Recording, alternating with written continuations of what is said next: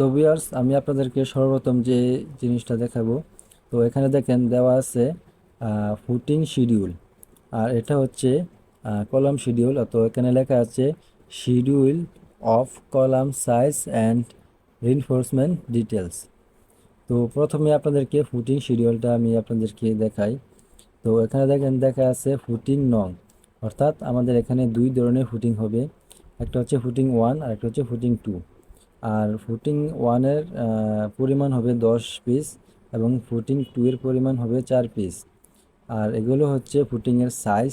তো ফুটিংয়ের সাইজ হবে F1 হবে 4.5 ফুট বা 4.5 ফুট, এবং F2 হবে 4.5 5 ফুট বাই 5 ফুট। আর এখানে দেখেন দেওয়া আছে থিকনেস।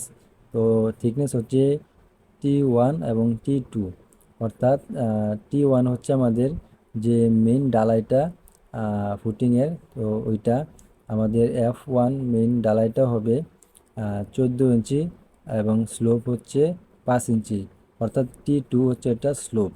আমাদের মেইন ডালাই হবে 14 ইঞ্চি এবং স্লোপ হবে 5 ইঞ্চি, এবং F2 হবে 14 ইঞ্চি ডালা এবং 5 ইঞ্চি স্লোপ। আর এখানে দেখেন লেখা আছে ডেপ্থ ফ্রম ইজিএল লেভেল, অর্থাৎ আমাদের যে বিদ্যমান মাটির লেভেলটা আছে এখান থেকে যে মাটি কাটার গভীরতা এটা হবে 3.5 ফিট, অর্থাৎ 3 ফিট 6 ইঞ্চি। তো ফুটিং 2 হবে 3 ফিট 6 ইঞ্চি। আর এখানে লেখা আছেন দেখেন রিইনফোর্সমেন্ট লং ডিরেকশন।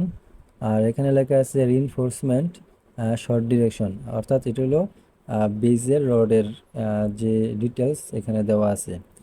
তো এখানে দেওয়া আছে 12 মিলিমিটার ডায়া 5 ইঞ্চি সেন্টার টু সেন্টার। তো এটা হচ্ছে লং ডিরেকশন, এবং শর্ট ডিরেকশনে হচ্ছে 12 মিলিমিটার ডায়া 5 ইঞ্চি সেন্টার টু সেন্টার। আবার ফুটিং 2 এর ক্ষেত্রেও সেম। তো 12 মিলিমিটার ডায়া 5 ইঞ্চি সেন্টার টু সেন্টার, এবং এখানেও 12 মিলিমিটার ডায়া 5 ইঞ্চি সেন্টার টু সেন্টার। তো ভিউয়ার্স, এটা হচ্ছে ফুটিং শিডিউল। তো আশা করি এই বিষয়টা আপনারা বুঝতে পারছেন। আর এখন আপনাদেরকে নিয়ে যাই কলাম শিডিউলে। তো এখানে হচ্ছে কলাম নং C1 এবং C2। তো এখানে আমাদের F1 এবং F2 দুই ধরনের ফুটিং ছিল, আর এখানেও দুই ধরনের কলাম হবে। তো আমাদের C1 যে কলামটা হবে এগুলো হচ্ছে 10 পিস। এখানেও দেখেন ফুটিং 10 পিস ছিল, তো এখানে কলামও 10 পিস আছে। এবং কলাম 2 হবে 4 পিস। এখানে ফুটিং 2 4 পিস ছিল, তো এখানে C2 অর্থাৎ কলাম 2 হবে 4 পিস। আর C1 কলাম এর যে সাইজগুলো, তো এই সাইজগুলো হবে 12 ইঞ্চি বাই 12 ইঞ্চি। আর এই 12 ইঞ্চি বাই 12 ইঞ্চি হবে বেলু পেল, অর্থাৎ আমাদের মিস্ত্রির বাসায় যে শর্ট কলামটা করি আমরা, তো এই শর্ট কলামটা হবে 12 ইঞ্চি বাই 12 ইঞ্চি। আর যে C2 আছে এই C2 হবে শর্ট কলামগুলো 18 ইঞ্চি বাই 12 ইঞ্চি।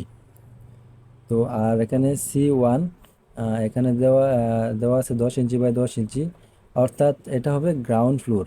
অর্থাৎ আমরা যে লং কলামগুলো করব 9 ফিট, তো ছাদের জন্য, তো এগুলো হবে আমাদের 10 ইঞ্চি বাই 10 ইঞ্চি C1 যেটা। আর এখানে C2 যে কলামগুলো লং কলামগুলো হবে, তো সেগুলো হবে 15 ইঞ্চি বাই 10 ইঞ্চি। এটা হচ্ছে আমাদের গ্রাউন্ড ফ্লোর প্রথম তলার ক্ষেত্রে। আর দ্বিতীয় তলার ক্ষেত্রে আমাদের হবে 10 ইঞ্চি বাই 10 ইঞ্চি সেমি। তো এটা হচ্ছে C1-এর ক্ষেত্রে। আর C2-র ক্ষেত্রে হবে 15 ইঞ্চি বাই 10 ইঞ্চি, ওটা দুতলার ক্ষেত্রেও। তো এখন ভিউয়ার্স, আমি আপনাদেরকে যে রডের সংখ্যাগুলো এগুলো আমি আপনাদের দেখাবো। তো আমি আগে জুম করে নেই।